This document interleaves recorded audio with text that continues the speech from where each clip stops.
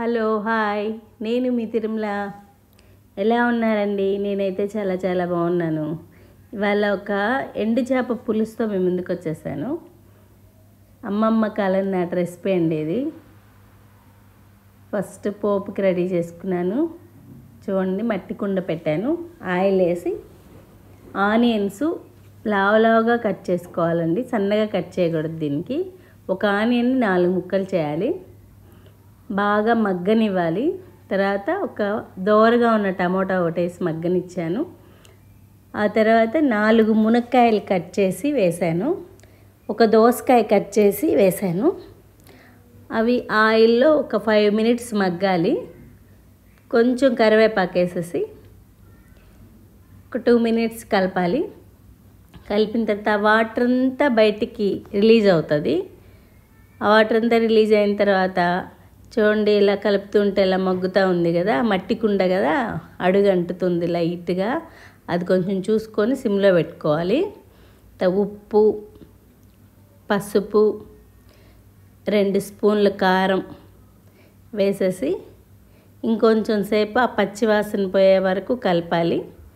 దీంట్లోకి చిన్న నిమ్మకాయ సైజ్ అంత చింతపండు సరిపోతుందండి, ఎక్కువ పులుపు పట్టదు.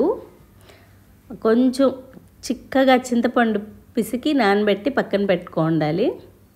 అలా ఉప్పు కారం అన్నీ వేసిన తర్వాత అలా కలిపిన తర్వాత ఇవన్నీ మగ్గుతాయి బాగా, పచ్చివాసన పోయి ఆ ఉప్పు కారం అంతా దీనికి పడుతుందన్నమాట బాగా.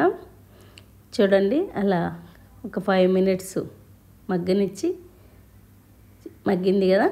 ఇప్పుడు మనం తీసి పెట్టుకున్నాం కదా చింతపండు పులుసు, దాన్ని పోద్దాం. ఈ మగ్గినప్పుడు ఏమవుతుందంటే వాటర్ రిలీజ్ అవుతుంది.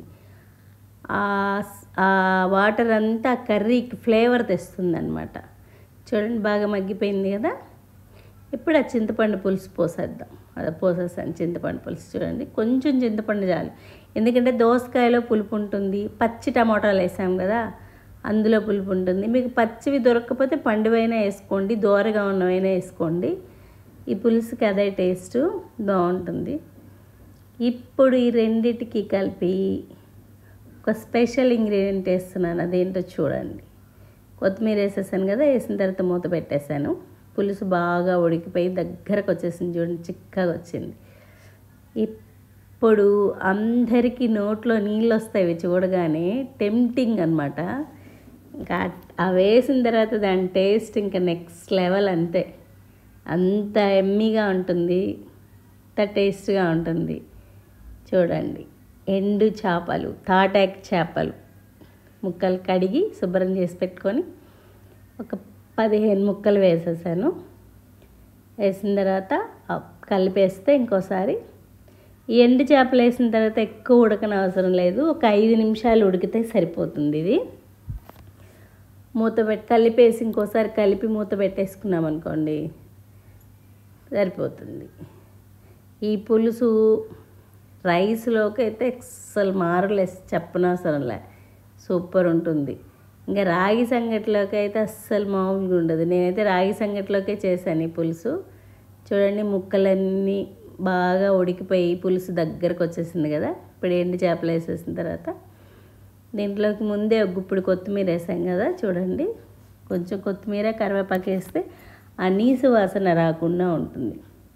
ఇంక చూడండి, ఇంకేమైనా అవసరం లేదు.